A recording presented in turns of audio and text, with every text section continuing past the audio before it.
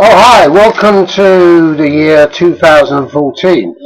As you can see, I've been a bit ill, so I haven't done anything for about a month. Nothing much change here, is there? So, I'd like to talk about, very briefly, about the political situation, the bourgeois political situation, Labour, Conservative, Liberal Democrat, whoever they are. I'd like to, because we've got a couple of elections coming up. We've got the Euro elections, and we've also got a referendum and a load of council elections, which are completely irrelevant anyway, because we're so centralised that whoever's elected, it makes absolutely no difference with your council, because they have to adhere to government policies, so they can't really do anything to put the homeless into homes or to improve education or do anything really. I mean, they just kind of like central government, they're just there to pull the rug out from under your feet. But anyway, there's the EU elections. There's not really much to say about that. Politics has drifted so far to the right that obviously UKIP are going to make gains. The Conservatives are going to be even more right-wing than they are, if that can be imagined. And Labour are just going to flounder. Are they for the EU? Are they against the EU? Are they going for the Eurosceptic vote that some of the unions and some of the left might support? Who knows? And quite frankly, who really cares? Because I can predict that the amount of people that turn out for the EU election are only those that are concerned about the EU, and those people are the Eurosceptics. So one could say Eurosceptics sweep the boards. Whether it's UKIP or Conservative doesn't really make any difference. But it doesn't make any difference anyway with the EU election. It's the biggest non-issue in the world, although it's quite interesting to see what fools people make of themselves over this election, and particularly interesting that it's a thing that divides the Conservative Party, and has always been their Achilles heel. But we'll wait and see what happens there. But I just think the right-wing parties, UKIP and the Conservatives, will sweep the boards. But then there's something more interesting, which is the Scottish referendum for independence. Now, obviously, I'm not Scottish, I'm not living in Scotland, and how will it affect us and so on. Personally, I'd like to see Scotland become independent. Because as an anarchist, I believe in decentralisation. I believe small is beautiful and so on. I don't think that Scotland will become the South Sudan of the United Kingdom or ex-United Kingdom. I think that the transition can be done without too much aggravation.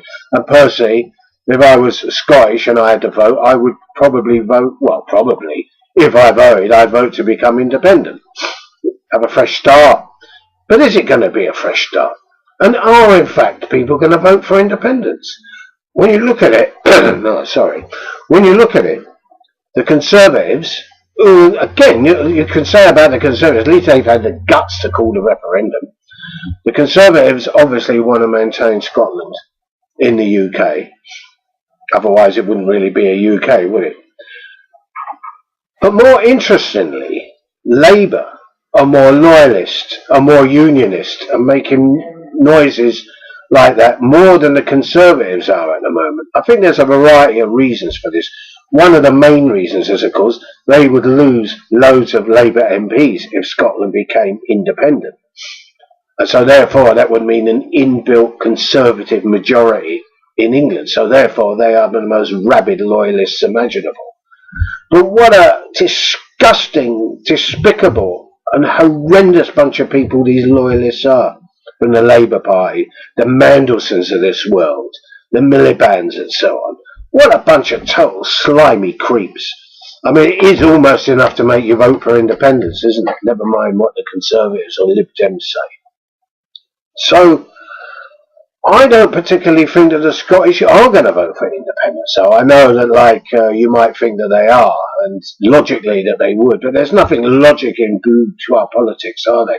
Particularly since the entire media, the entire establishment, and all the main political parties wish Scotland to remain in the United Kingdom, then obviously there's a lot of pressure. And also in Scotland, there are a lot of people that are loyalists, let us say, and would vote to remain in. So therefore, I think it's a possibility, a very strong possibility, that Scotland, against its own interests, but then again, that's what people do in elections, isn't it? They vote against their own interests, would actually vote to remain in the United Kingdom. But even if they become independent, they would still maintain Trident, and they still have the Queen as a head of state. But obviously you're not going to get a civil war over this if they do become independent. They keep Trident and they keep the Queen. It's not going to be like Ireland in 1922 or something like that. But I actually think anything that creates instability at the top, which definitely Scottish independence would, is for us good. Let them scratch each other's eyes and gouge each other's faces out, like, you know. We're going to laugh out of that. And if the Scottish vote against independence, I think it's highly likely that you might see some form of, I don't know, terrorism or whatever you want to call it. Something's going to happen. They're not going to take it laying down. If they vote against independence, there'll be some hot hits. It will change. It will change politics in Scotland forever, whatever the vote is. So, from an interest point of view, it's worth keeping up with it. But I wouldn't hold your breath, and I wouldn't expect the Scottish to vote for independence. But if they do, they've got a bloody bit more sense than the English have. And of course, there's the next election coming up, the 2015 one, the one that counts, which has already begun. Because the Conservatives are already coming out with their drivel about increasing pensions, the economy's improving, they're going to raise the minimum wage, all a bunch of crap. But given its bourgeois politics, and given, as I said, that people vote against their interest, I can kind of fairly confidently predict that the Conservatives in 2015 will probably end up as a majority party.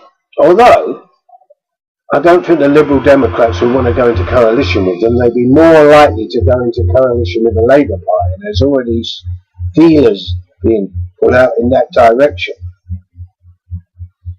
So, why would people vote against their own interests and so on? Well, it's because, as I say, within the realm of bourgeois politics, people are months. You've got this benefit street thing. You've got people saying, oh, they should be gassed, and these scroungers and scum, they should be shot and so on. It's all on Twitter. But these people themselves are probably unemployed as well, and probably living in poverty themselves. It's not the self-satisfied, smug multimillionaires or the people in Windsor and other middle-class places that are doing. It's probably other working-class people saying this. Just the same as racism divides us. We've got a lot of division. But that's how they work. Divide and rule. They did it in the colonies, and this is the last colony. So don't expect anything else until we actually get rid of them.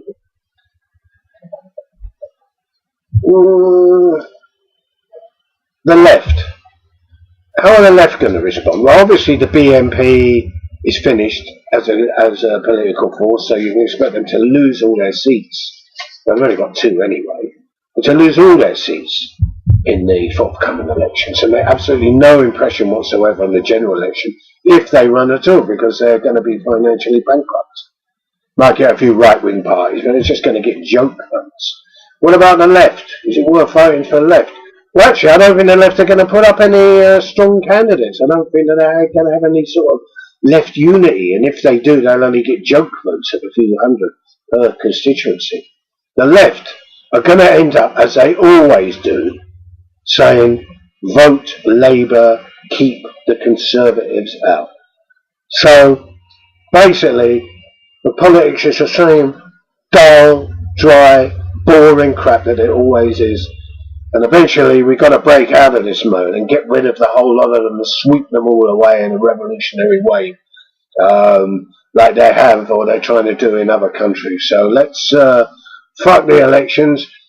particularly this year, let's get on with it and do what we have to do out on the streets. So that's my first message. And as you can see, I've been quite ill. That's why you haven't heard from me for a month.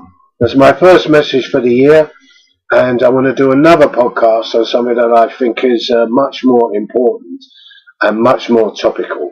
So on issue number 1, elections of 2014, good night.